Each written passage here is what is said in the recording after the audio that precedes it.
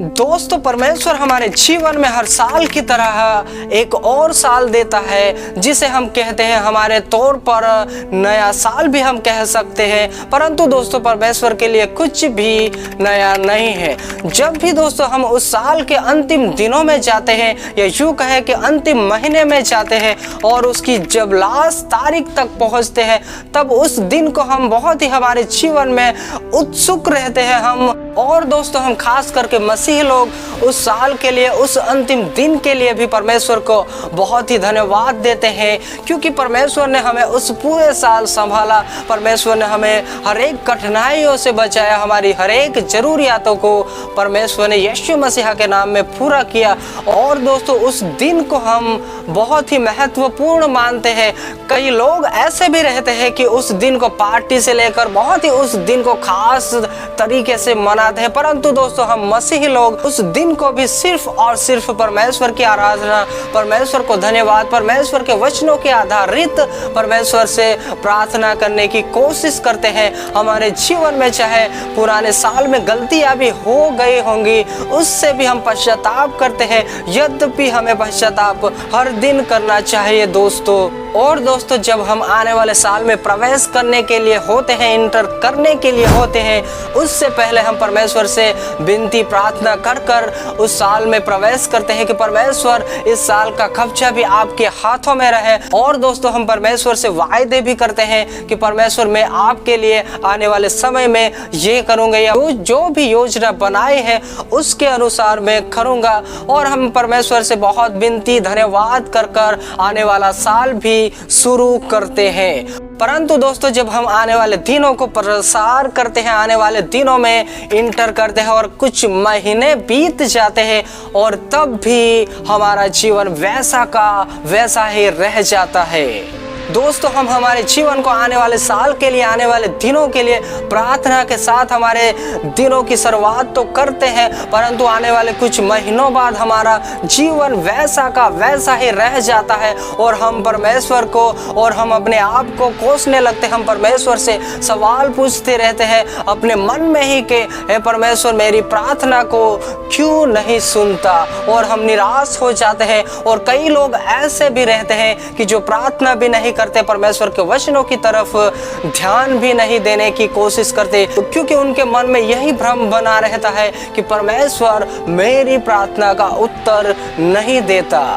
दोस्तों, ऐसा इसलिए होता है कि हम बहुत सी ऐसी गलतियां करते हैं, या परमेश्वर के वचनों से हम चूक जाते हैं। बहुत से ऐसे वचन रहते हैं जिसको हम फॉलो नहीं करने के कारण हमारा जीवन वहाँ का वहाँ ही रह जाता है। हम चाहे कितनी भी प्रार्थना करें, कितनी भी आराधना करें, फिर भी परमेश्वर हमारी प्रार्थना का उत्तर नहीं देता, क्योंकि हम हमारे जीवन को हर साल की तरह ऐसे ही बिताने की कोशिश में रहते हैं, क्योंकि हमारे मनों में, हमारे कानों में यह भ्रम बना रहता है कि परमेश्वर सब कुछ करता है, परमेश्वर से प्रार्थना करो, परमेश्वर सुनता है और परमेश्वर हर एक प्रार्थना का उत्तर देता है। परंतु दोस्तों, ऐसा नहीं होता। हमें परमेश्वर के वचनों के आधारित प्रार्थना करनी होगी, परमेश्वर के वचनों के आधारित अपनी योजनाओं को बनाना होगा। अगर हम हमारे जीवन में परमेश्वर के वचनों के आधारित हम प्लानिंग को करेंगे, परमेश्वर के वचनों के आधारित प्रार्थना करेंगे,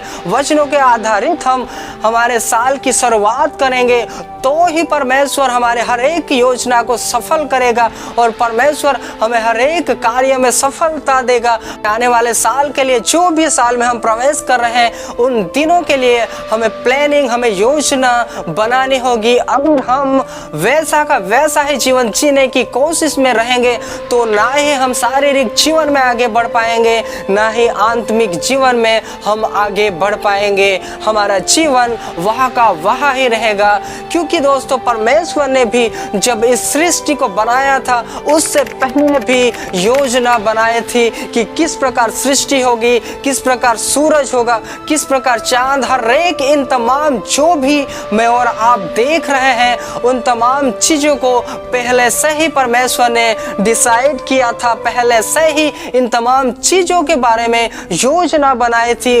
और उसके बाद परमेश्वर ने अपने शब्दों के द्वारा सब कुछ बनाया, केवल मनुष्य को छोड़कर। और दोस्तों, जब परमेश्वर मनुष्य को भी बना रहा था, उससे पहले भी पिता, पुत्र और पवित्र आत्मा तीनों मिलकर योजना बनाते हैं, क्योंकि उत्पत्ति की किताब में कहता है हम मनुष्य को अपने ही स्वरूप में, अपने ही समानता में बनाए, ताकि वह हर एक जीव जंतुओं पर अधिकार रख सके, चाहे आकाश के हो, चाहे हर एक तमाम जो इस सृष्टि पर है। और परमेश्वर फिर मनुष्य को बनाता है और फिर परमेश्वर आदम को मिट्टी में से रचता है। ये भली भांति आप और मैं जानते हैं दोस्तों। और दोस्तों, जब आदम और हवा ने पाप किया, उसके बाद जब पाप में से छुड़ाने के लिए, वापस परमेश्वर से मिलाने के लिए परमेश्वर ने उसी जगह पर योजना बनाई। और दोस्तों, यीशु मसीह को इस पृथ्वी पर, इस धरती पर अपनी योजना के तहत भेजा गया। और प्रभु यीशु मसीह के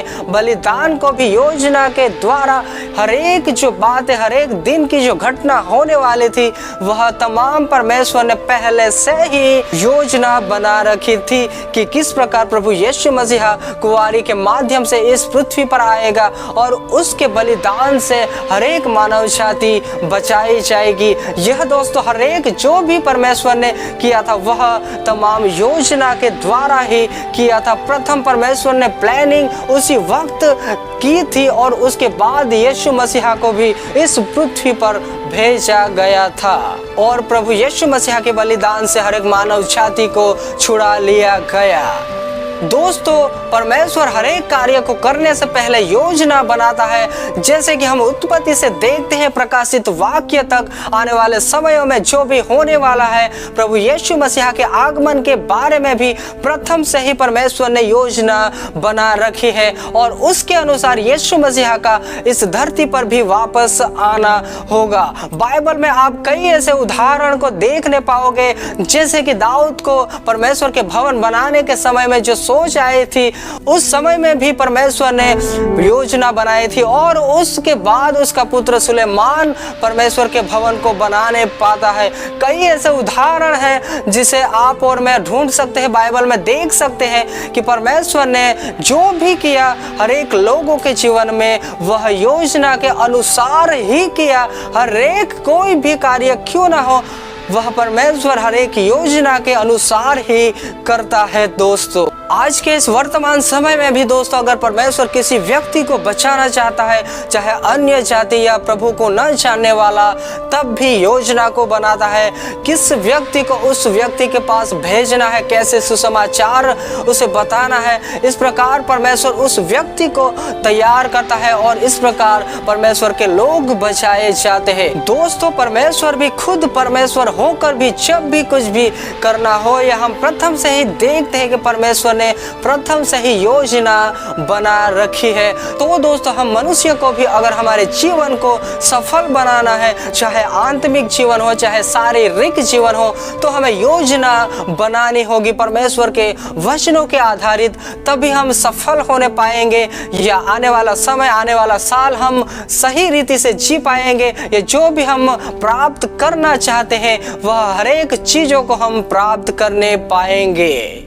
अगर दोस्तों हम इस साल भी नहीं संभले, इस साल भी हमने यह ध्यान नहीं किया, इस साल से भी हम योजना प्लानिंग को नहीं बनाएंगे, तो हम हमारे जीवन में कभी भी आगे नहीं बढ़ पाएंगे, ना ही आत्मिक जीवन में, ना ही शारीरिक जीवन में। हमारा ये साल भी और आने वाला साल भी ऐसे ही व्यर्थ जाएंगे और हम हमारे जीवन में कुछ भी नहीं कर पाएंगे। सिर्फ और सिर्फ हम हमारे रोटी, कपड़ा और मकान के लिए है इधर उधर भागते रहेंगे, परंतु हम हमारे आत्मिक जीवन के लिए कुछ भी नहीं कर पाएंगे और हमारा जीवन ऐसे ही समाप्त हो जाएगा।